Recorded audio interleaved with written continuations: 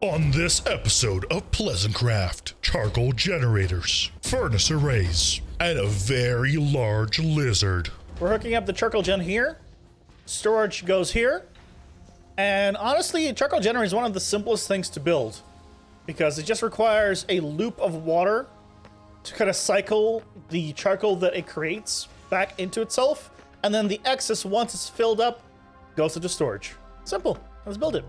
If you've never built up a charcoal generator, I really recommend you try one at least once because honestly, they're very easy to build up and it's a great fuel source that is completely renewable as soon as you build up a tree farm.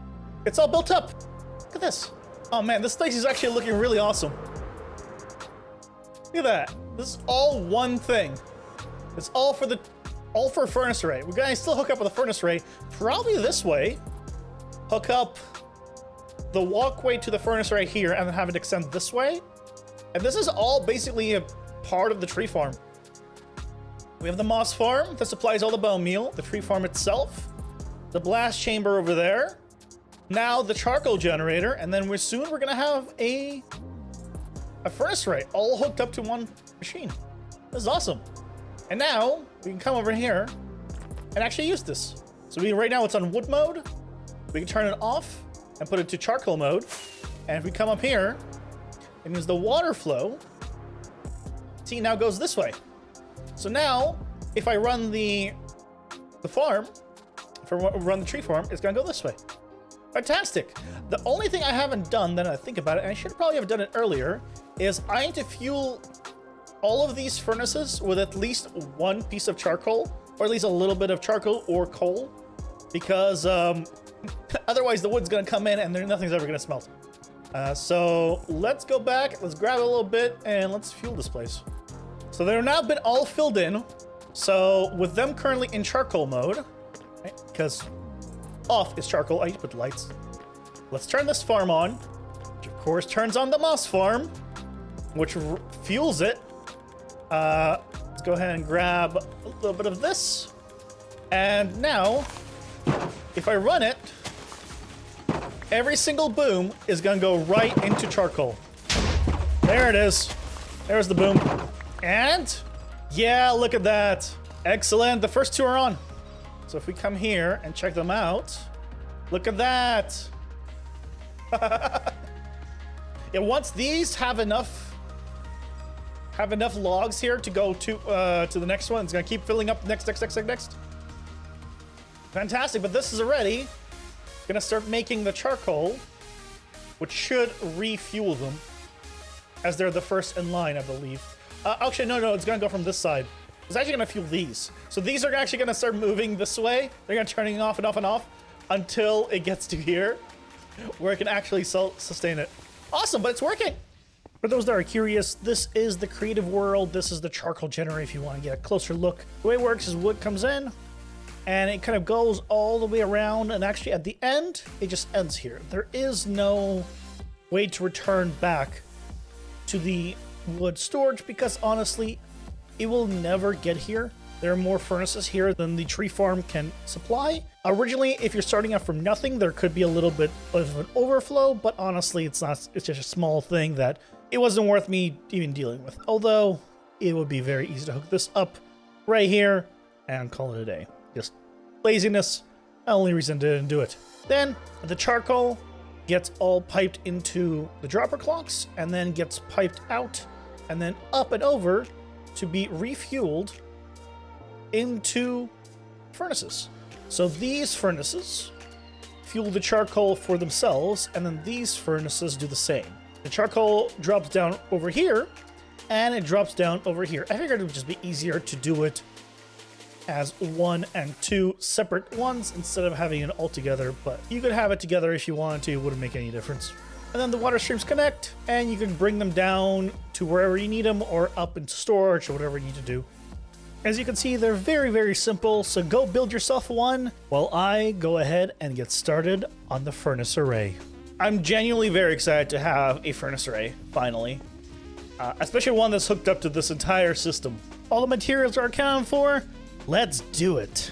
So as you're watching this lovely time lapse, I just want to say that after this was built and I had to fuel all the charcoal, when I was running the farm, my computer froze 3 times. And if you don't know, if you log off at the wrong time while running these machines, you will break them. So I had to repair it 3 times, the entire setup, after I built this just to fuel this thing. So thankfully, I think it's still worth it. The furnace array is finished, and it's actually, has overflow of charcoal, but I have nothing to test it with. I don't have anything to smelt right now. As is normal for me, I make a farm and then I only use it. No, but this place is done. Minus like a bit of the, more deco and lighting up and everything. We have our self-sustained furnace that's sustained by the charcoal generator, that is sustained by the tree farm, that is sustained by the moss farm. And I'm happy. I'm very happy about that. It's, I think, a much better system than the one I had in single player. Despite basically this being a modified single player design, it's the same tree farm for single player. Modified that. Yay! So once again, this is the creative copy of the design. If you wanted to take a look at it, the charcoal generator, of course, hooks up here, and the furnace is here. So we have the input that is controlled by items in a comparator system. So that's how it knows how many items to grab, how many furnaces it can go. I can, of course, send out a manual one, as you can see right there, one for each side. So that way, if I don't have enough for each one individually, I can send them off without actually filling up the entire thing. Now, the charcoal comes in from right over here. The output is here. It goes down, falls in here, and then follows the water stream, filling up the charcoal all the way around. Where the hopper minecarts, as you can see coming back, are continuously fueling the tops of them. This way, I put in the things I need into this double chest. I then go ahead and run the tree farm, and while that is running and the charcoal is being generated, this will stay basically completely full. Now, it doesn't technically stay full if the charcoal generator was already empty. It will take a little bit longer for it to refuel itself, but that's okay because any excess charcoal that it produces, because of course once this is filled and it produces more charcoal they can hold, that will go into the storage, which then I can throw back in here to really quickly refuel the system if needed be. Of course, the output from this is again through dropper clocks that just go up a water stream and across some chests. Very simple design. The only thing that is complicated here potentially is this right here. And I grabbed this originally from a Mumbo video when he designed his Season 6 furnace array. With the furnace array completed, let's go ahead and actually put a head on that dragon, shall we? Last episode, I promised you guys that I was going to do my darndest to get the entire center in, including the head. And darn it, I did it. The head on the dragon is finally in. Look at him. So much of him is oxidized now. With this half, this is what we've been working on recently. That's not oxidized. The head is in, and the wings, the poor wings are not here. Man, that 255. That stares at 255. Once his wings come in, oh, it's gonna be great. But for now, I mean, we just have a large lizard. It's just a very large lizard. He actually looks really cool from the side. And once he's oxidized, he's gonna look even better. Well, this majestic creature might be in, but honestly, this is not even half of him. The wings that have yet to come in make up more than 50% of all the materials on this guy. So we're technically not even halfway, as I found out, but you know what? He's magical. He is magical and magnificent.